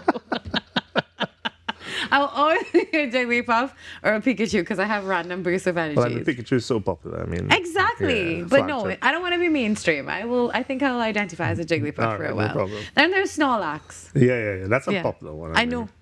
I know a lot of Snorlax. People that can fall asleep anywhere. We're going to put the contact information for you on the screen right now. That's MVE Collectibles. If you want to get in contact with Mark, here's his information. He's located at Mid-Center Mall in Chaguanas. And of course, we're looking forward to that big event taking place on the 28th, just a few days away. Is this the weekly tournaments as well? Yes, all that we do, yeah. All right, and is it a big team that you have at your store? we have someone for every TCG. Yeah. Really? Yeah. Okay, it's a lot of hard work going into it, and then that's the information for you. It's that trade event, and you're in collaboration with a couple other groups, I believe. Yes, Confluence Collectibles, TT Pokes, Pokedrop TT. Pokedrop. Yeah. Do you still play the Pokemon app? Do you use everything? Yeah. It's hard to not play sometimes. I'm a part of the community too. Yeah. I mean, Pokemon Go, different things, yeah. yeah. All right. Well, thank you so much, Mark. Thank you. We will see you at that tournament. Please, if you are interested in Pokemon, maybe you're not and you want to get involved in it, this is a great opportunity for you. Check him out at Mid-Center Mall in Chaguanas. A nice little reminder about Pokemon this morning. I'm probably going to play today. Great. 7:20 a.m. on Trinidad and Tobago today. When we come back, the show continues on this beautiful Monday morning.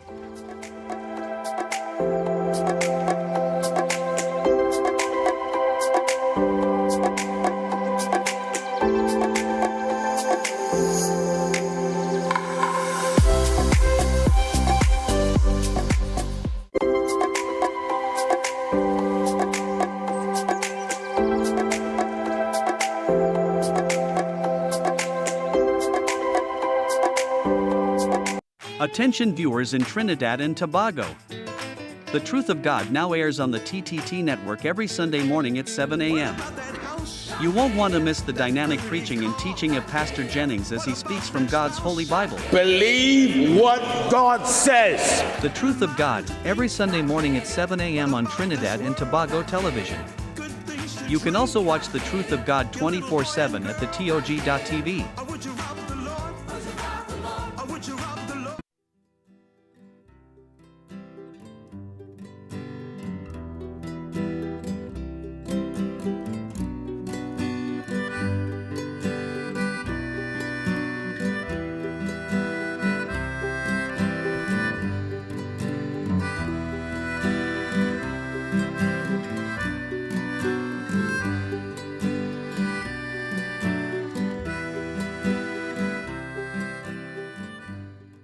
Kids, speak up against abuse.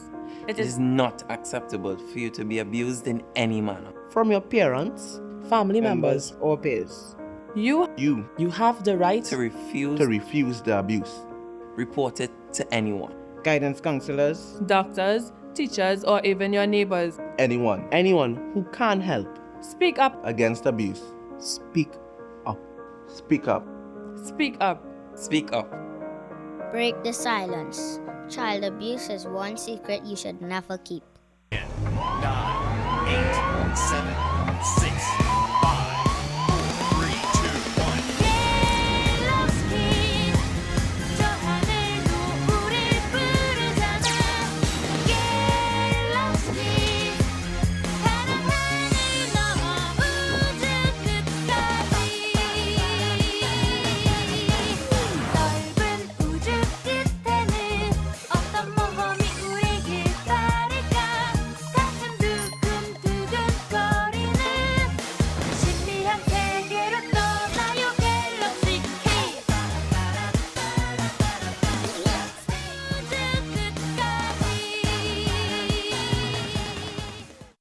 New season equals new dreams, and many football fans are dreaming of their team actually winning this season. But the reality is that only one team can win. So many will just be dreaming and wishing and hoping that their team can deliver. Manchester City, Liverpool, Chelsea. Notice I have not mentioned Arsenal. Don't be upset, I'm not mentioning Man U either. This is Atto Bolden inviting all of you to follow the 12th man as they celebrate a new season on TTT and enjoy the ride.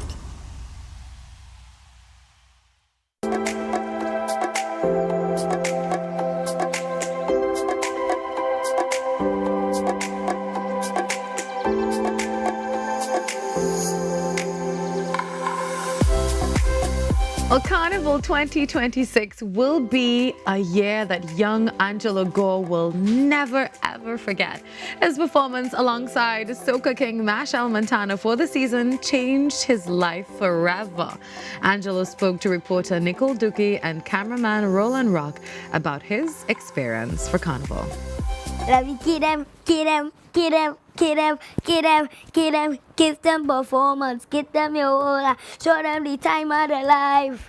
That's why the stage here to see we come in. We rip it up again and again and again. Road here to see we come in. We rough it up again and again and again. Carnival 2026 was definitely an encore for 8-year-old Angelo Gore as he shared the stage with soca king Machel Montano during Monday Madness on Carnival Monday night and at the Flavor Village on Carnival Friday. The young star immediately took over the spotlight as he sang Machel's song Encore in front of massive crowds. With music flowing in his veins, he was one of the contenders of Montano's competition where the youths were given a chance to showcase their talent. I didn't know it, right? I only say, "Aye," and mommy only down screaming. I like, what happened? So I just come and say, she said, Grandma saying, don't tell him until mommy get the call how I to sing with Machel. I just start jumping up and start bawling and screaming, all kind of thing. Angelo reflected on the excitement on stage. Flavor was a big crowd, big crowd. Plenty people was there. So I wasn't nervous at all. I was just like, say, brave, I'll tell my mind, stay brave, stay strong. I just start singing, and then after, I just go on, I just start singing, all kind of thing, and then putting that voice. After his first performance, life took a different twist. Oh my God, I say, look, these superstar here, boy. And I didn't want to take them on because they like to make noise and all kind of thing. So I just walk outside and then people start stopping me, all kind of thing, saying, use the boy from Machel. I saying, yeah, why? And all kind of thing. Angelo says his inspiration came from his parents and it is his dream to be a singer and entertainer as an adult. He also urges young people to never give up on their dreams. Nicole Dookie, TTT News. A lanyap is a French term for a little something extra. And this extra something was delivered in spectacular fashion in the Queen's Park Savannah on Saturday evening. We have more in this story. It was an evening for the champions to show why they won the top titles for Carnival. Trinidad hosted Carnival Lanyap, a night with the champions of Carnival 2026. Steel Pan, Mass and Calypso. The night started with the champions from the school's pan category, the St. Francois Valley Stars, winning in the Trinidad under 19 category, setting the tempo for the evening.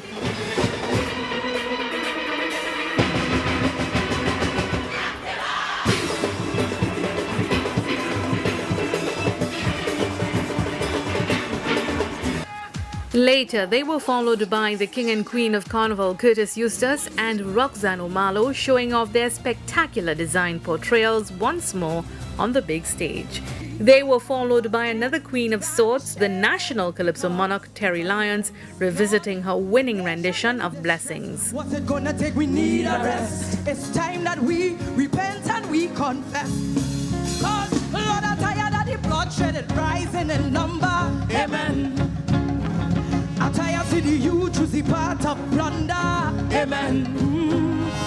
Can't walk the streets in peace is a problem. Amen. And from the road to the stage came the record-breaking road march champion, Machel Montano. Because this is your last performance, so you have to make this one the best.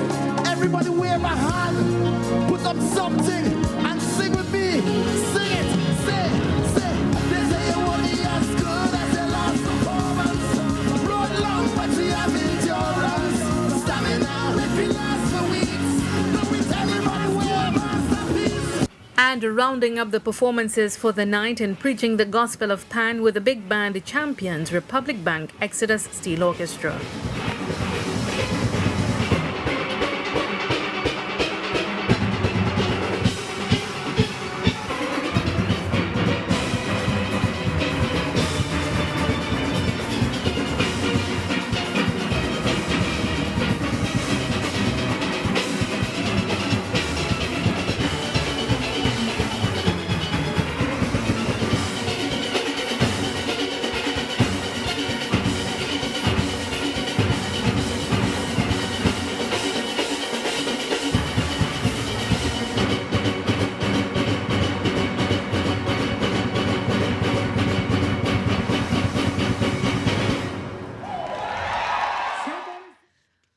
Carnival celebrations in Chaguanas, well, considered a huge success. That's according to representatives of the Chaguanas Carnival Committee, who expressed their satisfaction with the outcome. We have more now in this report. The Chaguanas Carnival Committee is pleased with this year's celebrations in Tobago. There was the reintroduction of a stage for masqueraders as well as the stick fighting competition. Speaking exclusively to TTT News, Committee Chair Melissa Janudanan said they received tremendous support. We started off with the challenges definitely stacked against this committee, this very newly formed committee. But with the support we received from our initial band leaders chat, our carnival, we were able to include on our list of events that we never dreamed to have had.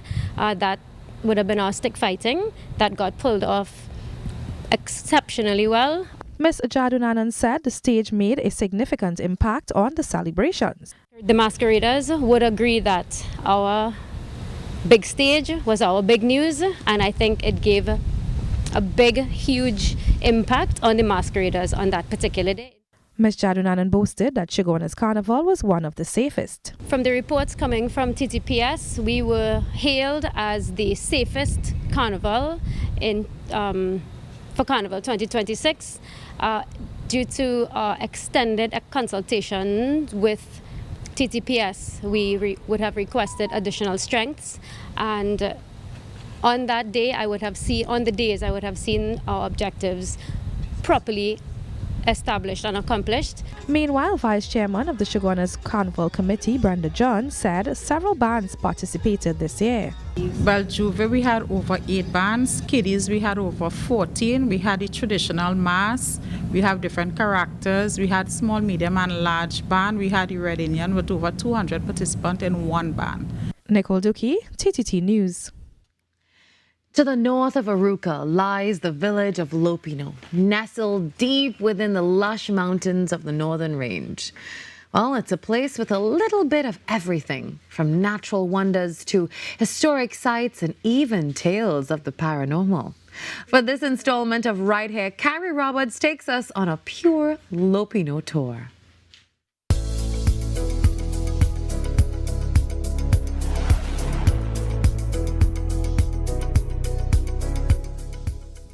When you hear the name Lopino, you may think of its historic estate, but there's much more to discover. The area was named after Count de Lopino, a French planter, who fled Haiti during the Revolution and was granted 478 acres in Trinidad by Governor Thomas Picton.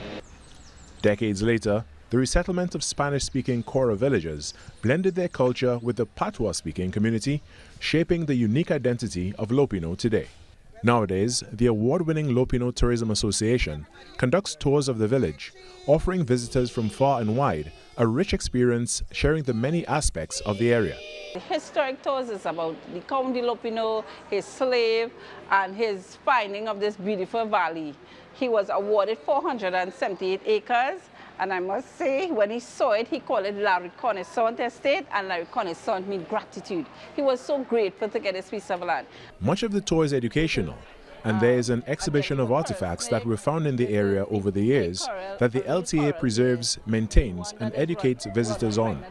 Recently discovered, so before I had this part, I showed it to Shabaka, but we wasn't sure.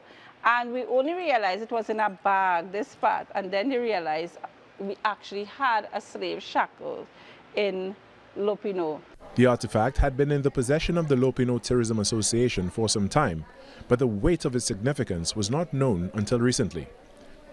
The discovery was verified by Dr. Fergus of the University of the West Indies and is the first slave shackle found in Trinidad in 200 years.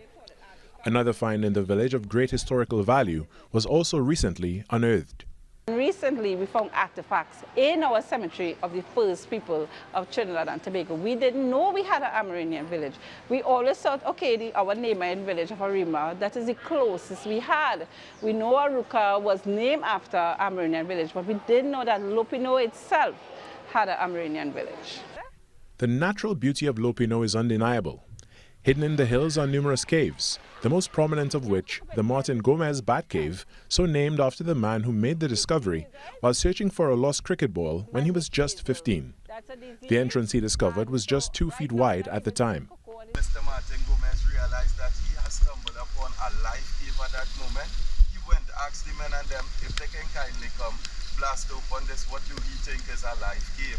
3 days later, the men did came, blasted open, didn't just saw that it was a life cave, but saw that this life cave is estimated at 300 meters long. The cave is inhabited by a colony of fruit bats, South American cockroaches, and other species that thrive in the damp, dark environment. The cataract also features stalactites, stalagmites, and a subterranean stream. If you look here, you will begin to see the moisture inside the cave. Moisture running down. Now this is the beginning of the formation of stalagmites, right? This is the minerals here. The water will eventually harden, building up over time. The tour also includes a chocolate-making educational session with sampling of both the drinking chocolate and dark chocolate made by the Lopino Chocolate Company. Nibs are where the majority of your flavor, right, and the nice chocolate brown color in chocolate comes from. The cultural experience of dancing the coco,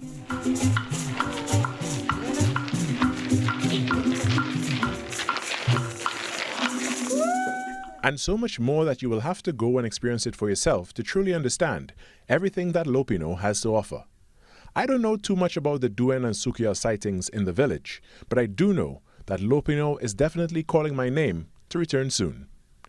I'm Carrie Roberts, giving you a glimpse into the paradise we have right here.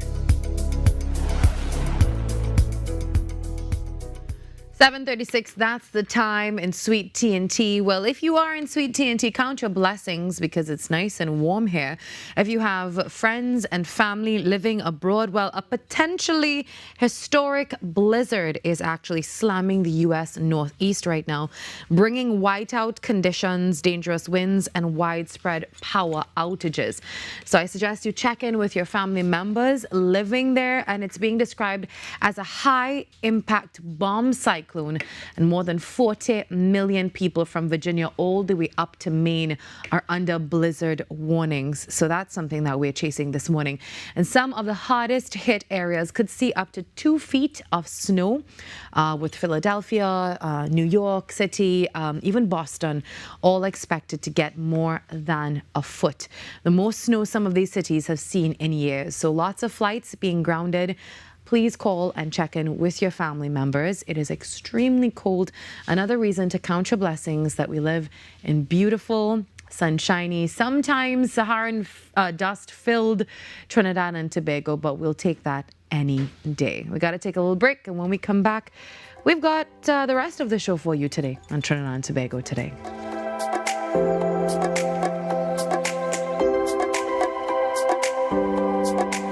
Hey, young ones. TTT's Terrific Toon Time is just for you. It's fun, it's exciting, and it's adventure-filled too. Join us as we follow the characters you know and love. See what our hero Zack gets up to in Super Z. Dive into the action with Bugs Butt Ignition.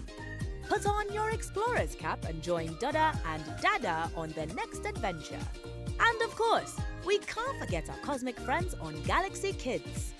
Tune in Monday to Friday at 9 a.m. and 4:10 p.m. and Saturdays from 9 a.m.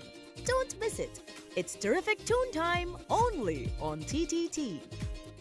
Your news anytime, anywhere. Join us nightly at 7. TTT News. Committed, accurate, relevant. You are dearer to me than all the stars. So many wish but never reach.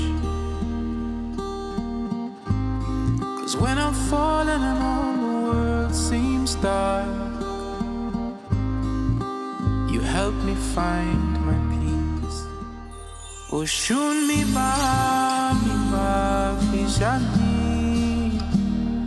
Oshun mi ba yeah. Oshun mi ba fishani. Arubita yeah yeah yeah yeah yeah yeah yeah yeah yeah yeah yeah yeah.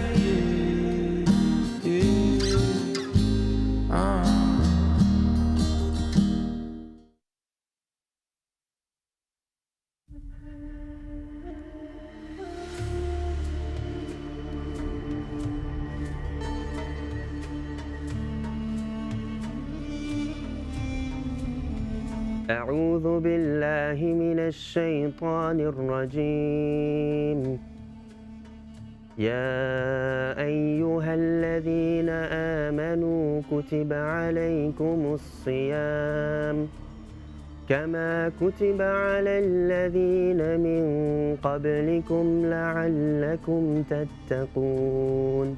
This powerful verse from the Holy Quran invites us to embrace reflection, self-discipline, and spiritual renewal. Join us daily on TTT Limited for special Ramadan features, inspiring messages, heartfelt moments of devotion, and reflections that uplift our nation.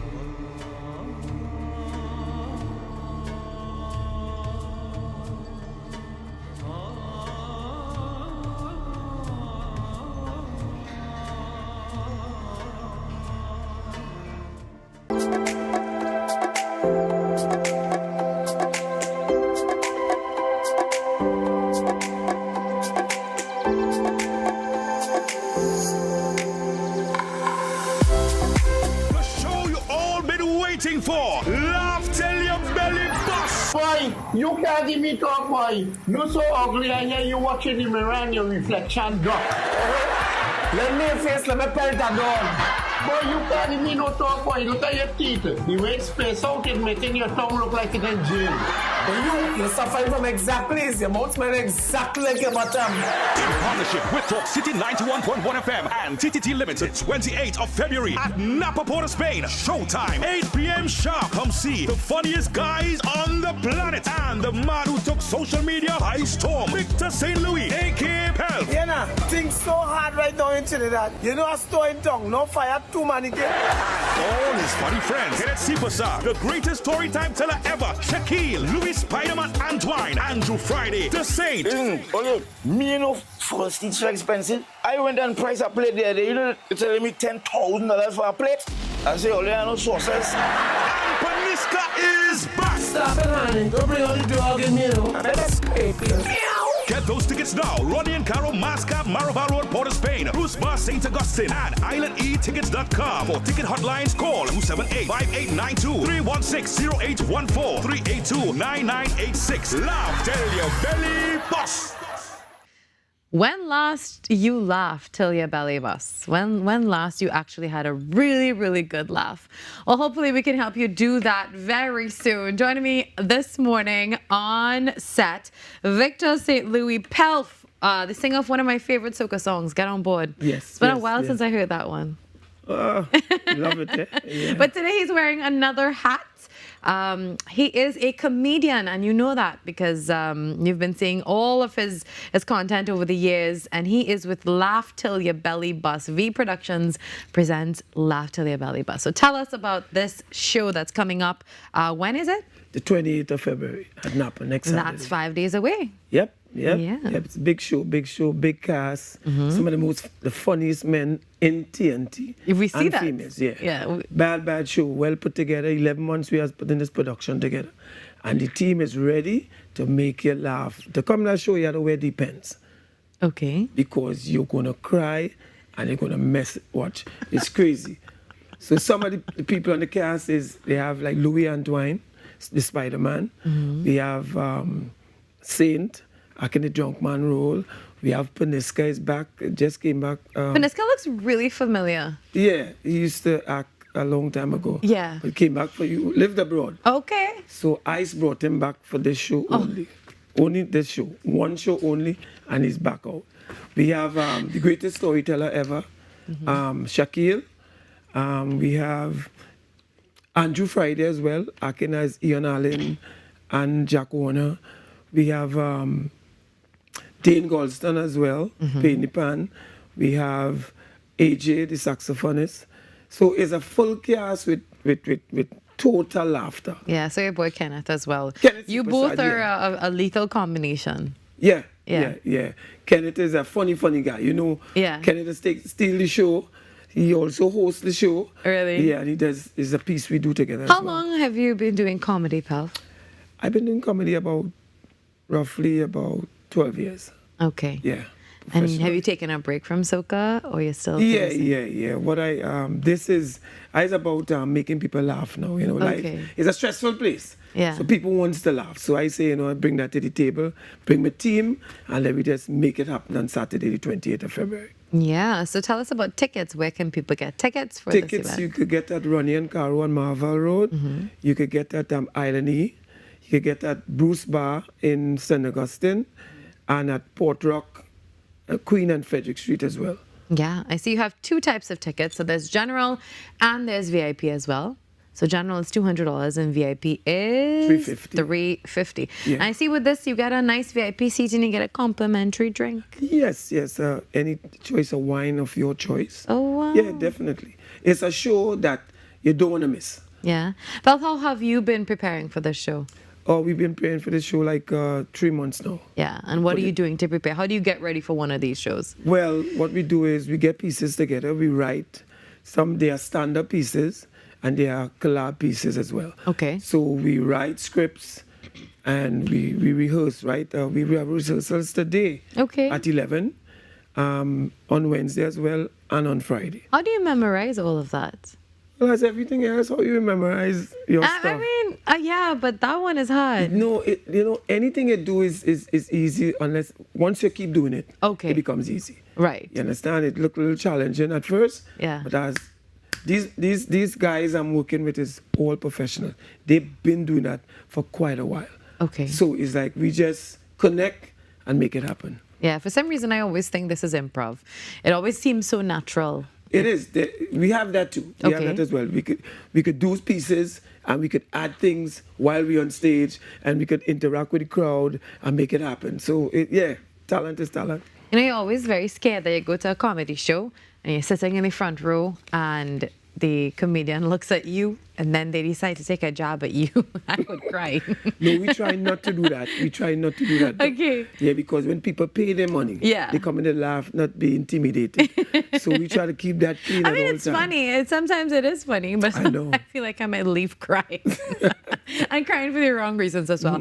Well, you do have a very star-studded cast here, as we just spoke about before. I mean, Canada Superstar and you, I think both of you guys alone, that could be a good full hour of jokes by itself. And Peniska, tell me about Peniska. I'm very interested because, as I said, she looks really familiar. I feel like I've seen her before. Yes. Peniska more. Yes, Peniska has been working for last 10 years. Really? Yeah. Okay. Things got very hard. Oh. And she went back to the States. And then she got deported. I sent her back now. Oh my. So she's coming to tell you her whole story about being in the US and she's trying to get saved. She wants to change her life. Yeah. Yeah, so she's coming to get saved. I love that. And I see she's really fashionable on the flyer that we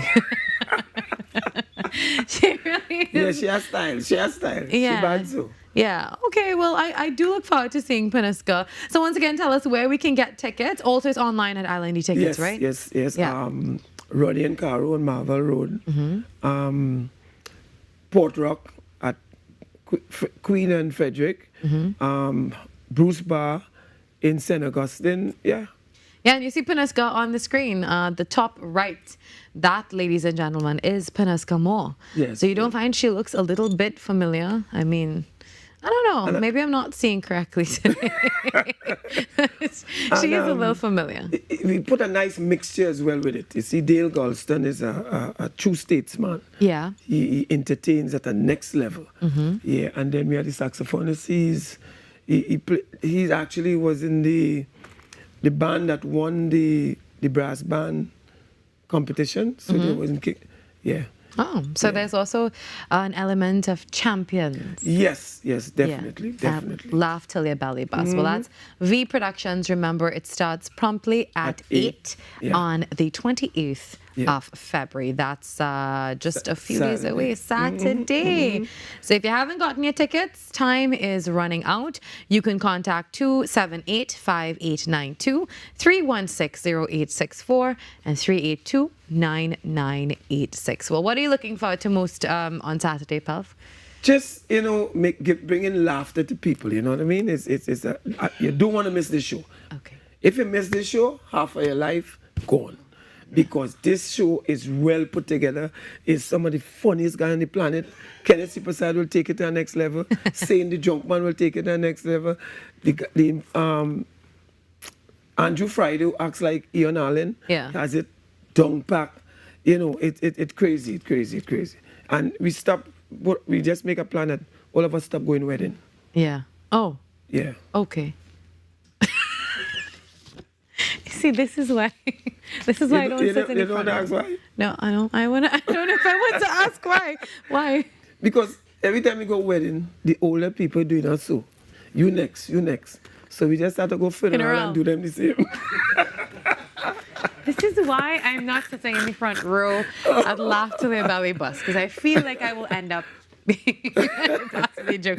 Laugh Till Their Belly Bus, it's coming up this Saturday, February 28th. Here's more information for you. Thank you, Pelf.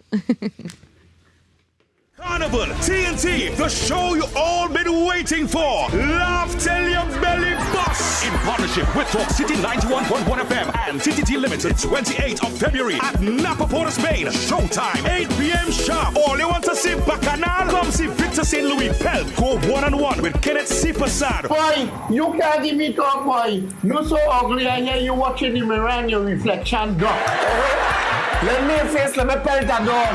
Boy, you can't give me no talk, boy. Look at your teeth. The way it's spaced out, it's making your tongue look like it's in jail. But you're suffering from exactly, your mouth smells exactly like your bottom. Who will be the champ at the end of the night? Only one way to know. You've got to be there. And all his funny friends. Andrew Friday, the greatest storytime teller ever. Shaquille, The Saint, Louis Spider-Man Antoine, and Paniska is back. Get those tickets now. Ronnie and Caro, Mascot, Maraval Road, Port of Spain, Bruce Bar, St. Augustine, and IslandEtickets.com. For ticket hotlines, call 278-5892, 316-0814, 382-9986. Laugh Till Your Belly Bus. Well, remember, as I said before, New York City is under a state of emergency with a citywide travel ban in effect overnight into today. Schools are actually closed, marking the city's first proper snow day since 2019. Officials are bracing for what could be one of its biggest snowstorm in years. So if you do have friends and family living in New York City, please give them a call. Of course, that tri-state area. And flights are being grounded, so maybe you should check with your airline if you have any travel plans today in that direction. Well, it's almost time for us to say goodbye. Just a quick recap. Remember, we spoke with Dr. Valmiki Arjoon this morning about the Trinidad and Tobago Indian Business Federation. That is definitely something we'll be chasing. You can follow all the updates at TTT Live Online. Also, cute Punch. If you've seen him, go Google him. Such a cute little monkey, and his emotional support plushie that he's been walking around with. Hopefully that inspired you today, and you're going to have a beautiful one. We're going to leave you on a musical note. The winner, 12th time Road March winner, Machel Montano, Double M. He gets to close the show today. It's Encore. Happy Monday, everyone. See you tomorrow at 6 a.m. where we do this all over again. Bye. Yes. Good evening, Mr. Machel. I'm just letting you know we finish off and closing up for the day, okay? Make sure you lock that gate tight tonight. Okay. Make sure you keep those children inside. Okay, Miss Ange. Okay.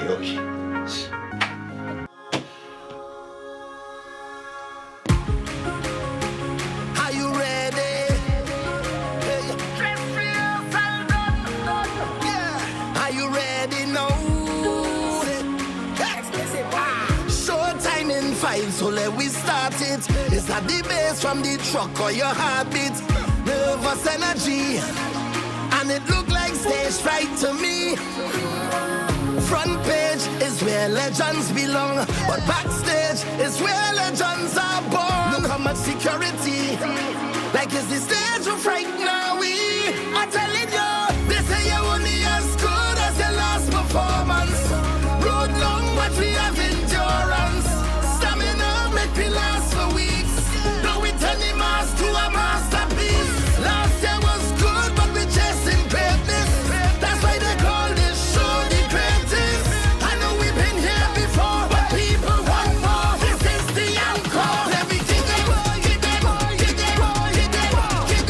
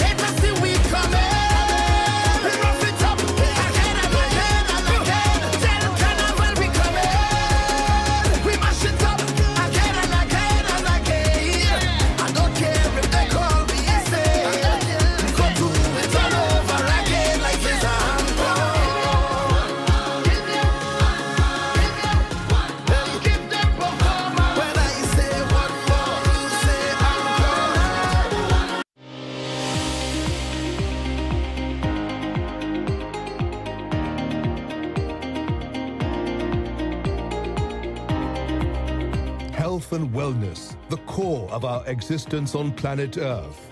Let us hear the voices of our very own citizens, our local and regional medical community, scientists and climatologists.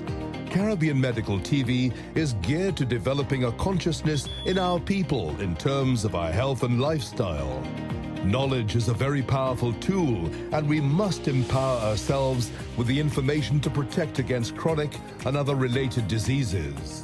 From the impact of climate change on our health to NCDs, Season 3 of Caribbean Medical TV tackles the challenges we all face, giving our citizens hope for a better tomorrow.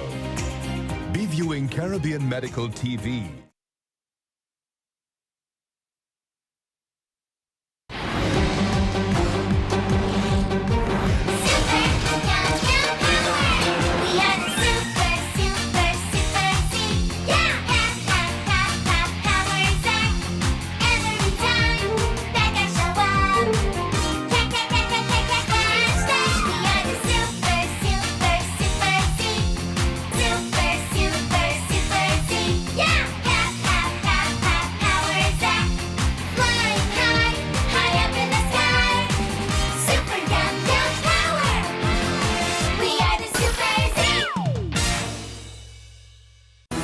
Your stories, your communities, your country. TTT News is everywhere, on the ground, across Trinidad and Tobago, and on every smart device. TTT News, nightly at 7.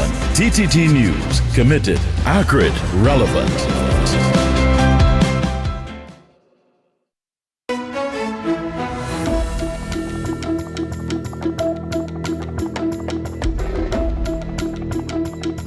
Good morning, this is your TTT News Update. I'm Carrie Roberts, making the news at this time. Trinidad and Tobago could soon be looking to India for support in revitalizing key parts of its energy sector. A newly formed business federation says Indian state energy companies may have a role to play in restarting the Guaracara refinery and participating in future upstream projects. Speaking on the TNT Today morning show, Dr. Valmiki Arjoon said India's growing demand for energy and its experience managing international oil and gas assets make it a natural strategic partner. He pointed specifically to the refinery restart, noting that Indian firms already operate across multiple jurisdictions. We've already committed to restarting the Guaracara refinery. And there is a natural role for the Indian state energy companies here. So, for example, companies like in the Indian Oil Company, ONGC Videsh, they have refinery management experience that they can utilize, or we can utilize, to partner with local entities here to get the refinery kick-started again, because they could bring in the capital, the operational expertise, etc., the technical expertise to get it restarted and operational for some time. And very importantly, quite critically, they have the appetite for international energy investments. I mean, beyond refining, he also suggested that inviting Indian companies into Trinidad and Tobago's upstream bid rounds could increase competition and capital flows, particularly as the country works to reverse declining gas production. Beyond the refinery, I think it will be quite beneficial for us if Indian companies show up and are invited to participate in our upstream bid rounds, because the more competitive our bid rounds are for our blocks, especially the deep water blocks, then it could possibly mean better fiscal terms for the state when we have to design it, because it's more competitive, and also more critically, more capital flowing into the country, or available to the country's energy sector, to help reverse our declining gas production at a faster level. I mean, India is currently one of the world's largest energy importers. The Federation argues that deeper commercial ties could create a mutually beneficial arrangement, strengthening Trinidad and Tobago's production capacity while helping India secure long-term supply. In other news, Trinidad and Tobago is open for business. This country is already seeing the benefits of partnerships and relationships with India. Speaking at the launch of the Trinidad and Tobago India Business Federation, Minister of Trade, Investment and Tourism Satyakama Maharaj says boundaries for success are limitless. He says the TTIBF comes at a time of shifting global markets, making competitiveness important, and positions the two countries as a corridor for success. He challenges the Federation to treat time as money and unlock the potential. The Prison Officers Association has met with the Chief Personnel Officer in what both sides have described as a cordial and constructive engagement, addressing several outstanding matters affecting prison officers. Among the key issues discussed was the long-awaited job evaluation exercise. The CPO indicated that the exercise is expected to begin before the end of fiscal 2026, and the association said it will continue to monitor the process to ensure fairness and transparency. On salary negotiations, the existing 5% offer remains under consideration, and the association confirmed it will submit a counter-proposal as discussions continue. Progress was also reported on the issue of officers acting for 1 year prior to retirement to qualify for higher retirement benefits. Additional topics included a proposal for 10 days of annual stress leave, separate from other forms of leave, and the inclusion of public holidays in vacation leave calculations for main shift officers. Several of these matters will require further consultation with the Commissioner of Prisons, the Board of Inland Revenue, and the Ministry of Finance. The association says it remains committed to ongoing dialogue as discussions continue. In sport now, the West Indies women surrendered the 3-match one-day international series versus Sri Lanka after losing the second game in succession at the National Cricket Stadium in St. George's, Grenada on Sunday. Windies captain Hayley Matthews won the toss and elected to field first. Sri Lanka then went on to score 208 all out in 47.1 overs, with spinner Karishma Ramarak being the pick of the bowlers, taking 3 wickets at the cost of 26 runs in 9.1 overs. Vishmi Gutnaratne top scored for the visitors with 58. Despite losing wickets at crucial stages, the home team was in the hunt, but top scorer Janila Glasgow with 50 was left with too much to do with the help of tail-enders Affy Fletcher and Ramarak. Fletcher fell for 20 in the 47th over, while Glasgow was last out in the 48th. Ramarak was not out on 1 as West Indies women could only manage 194, a loss by 14 runs, to give Sri Lanka women an unassailable 2-0 series lead. The final ODI is on Wednesday at the same venue. And that was your TTT News Update. I'm Carrie Roberts. From all of us here, have a great day.